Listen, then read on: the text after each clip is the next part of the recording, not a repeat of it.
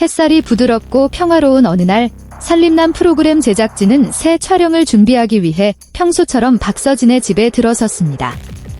하지만 소품을 준비하거나 조명을 확인하며 분주하게 움직이는 익숙한 집주인의 모습 대신 그들을 맞이한 것은 어딘가 어색해 보이면서도 단호한 눈빛의 효정이었습니다. 그날 촬영에는 박서진이 없었습니다. 그리고 그 순간 처음으로 그 집은 온전히 효정에 의해 움직이기 시작했습니다. 늘 농담이나 비하인드 장면 뒤에만 등장하던 여동생이었습니다. 하지만 그 처음으로 주도권을 잡은 날이 살림남 역사상 가장 폭발적인 반응을 일으킨 촬영분이 될 것이라고는 아무도 예상하지 못했습니다. 효정은 평소보다 이른 아침에 일어났습니다. 아침 식사나 커피에 대해 챙겨주는 오빠 없이 그녀는 스스로 정수기 버튼을 누르고 밥솥을 켜고 평소에는 보조 역할만 하던 부엌으로 들어섰습니다. 오늘 그녀는 대본도 오빠의 지시도 그 어떤 가이드도 없이 모든 것을 혼자 준비했습니다. 그런데 이상하게도 낯설면서도 익숙한 분위기가 집안을 감쌌습니다. 마치 이곳이 항상 그녀 자신만의 공간이었지만 단지 아무도 알아채지 못했을 뿐인 것처럼 말입니다. 모두의 예상대로 빗자루와 걸레, 공업용 세제를 들고 청소를 시작하는 대신 효정은 아무도 생각지 못한 일을 했습니다. 그녀는 어머니가 집을 청소할 때마다 흥얼거리시던 옛날 음악을 틀었습니다. 주머니에서 낡은 손수건 한 장을 꺼내 머리에 묶고 정문과 창문을 활짝 열어 거실 가득 햇살이 들어오게 했습니다. 그녀는 웃으며 말했습니다. 집 청소는 분위기가 중요합니다. 그리고 그 순간부터 집안의 모든 것이 변하기 시작했습니다. 첫 번째는 책장이었습니다. 모든 책을 똑바로 세워 정리하지 않았습니다. 그녀는 오빠가 가장 좋아하지만 이미 낡고 모서리가 접혔으며 여러 공연 투어에 함께했던 책들을 골라 중앙에 놓았습니다. 그리고 그 주위에는 책 속에 눌러 말린 몇 송이의 드라이 플라워를 장식했습니다. 다음은 항상 깨끗하게 닦여 엄숙한 구석에 놓여있던 박서진의 장고였습니다. 그녀는 그것을 거실 한가운데로 가져와 흰 천 위에 올려놓고 작은 향 하나를 피웠습니다. 그녀는 마치 친구에게 이야기하듯 나지막이 말했습니다. 햇볕 좀 쬐라고요. 부엌은 그날 방송분에서 가장 큰 화제를 모은 곳이었습니다. 일반적인 청소 절차를 따르는 대신 효정은 요리를 시작했습니다. 그녀는 미역국을 끓이고 생선 조림을 만들고 계란 프라이를 했습니다. 부엌을 정리한다는 건 그곳에 사는 사람의 냄새가 나게 하는 거예요. 그녀는 쌀뜨물에 적신 행주로 부엌을 닦으며 웃었습니다. 아무도 그녀를 말리거나 돕지 않았습니다. 카메라들은 바닥에 떨어진 쌀 한 톨을 줍기 위해 몸을 숙이는 모습부터 부엌 뒤편에 떨어진 타일 한 조각을 직접 붙이는 모습까지 그녀의 모든 행동을 조용히 담아냈습니다. 그녀는 말을 많이 하지는 않았지만 모든 행동에는 수백 마디의 이야기가 담겨 있는 듯 했습니다.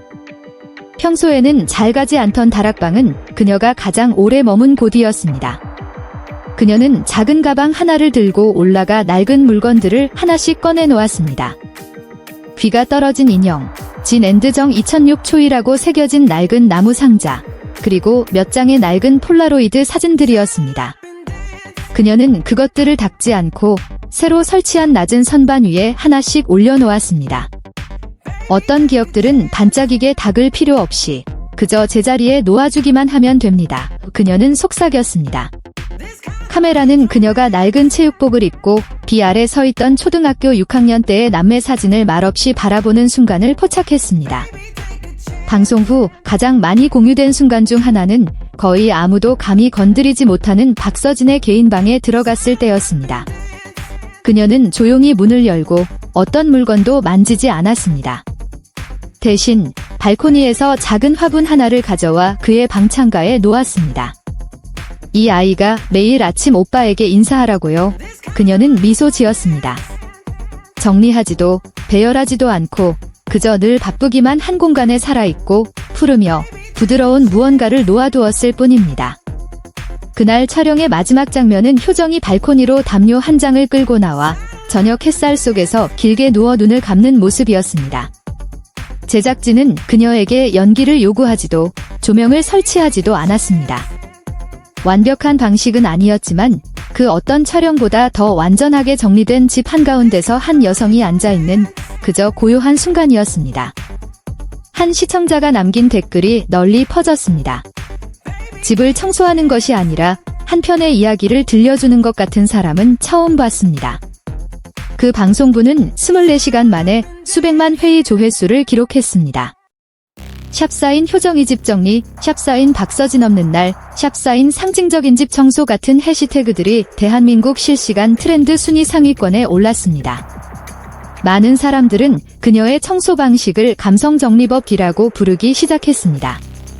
모든 행동이 기억과 속삭임과 감정과 연결되어 때로는 청소가 단순히 깨끗하게 만드는 것을 넘어 마음속의 복잡한 것들을 재정리하는 행위가 되는 방식이었습니다.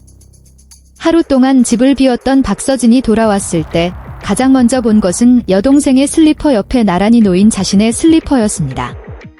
그는 아무 말도 하지 않았습니다. 그저 부엌으로 들어가 식어버린 국을 보고는 미소를 지었습니다. 내가 끓였어. 요리라고 할 것까지는 없고 그냥 정리한 거예요. 다음번엔 내가 좀 더 어지럽혀 놓을게. 내가 정리할 핑계가 생기도록 아무도 웃지 않았습니다. 하지만 두 사람의 눈빛은 모든 것을 말해주었습니다. 이 집은 오늘 분명히 달라져 있었습니다. 그리고 그 변화를 만든 사람은 늘 그곳에 있었지만 한 번도 제대로 보이지 않았던 사람이었습니다. 오빠가 없던 하루 동안 효정은 단순히 집을 치운 것이 아니었습니다. 그녀는 기억과 침묵, 그리고 자신을 그저 누군가의 여동생일 뿐이라고 생각했던 한 여성의 마음으로 삶의 공간을 재정비했습니다. 이제 시청자들은 그녀를 다른 이름으로 부르기 시작했습니다.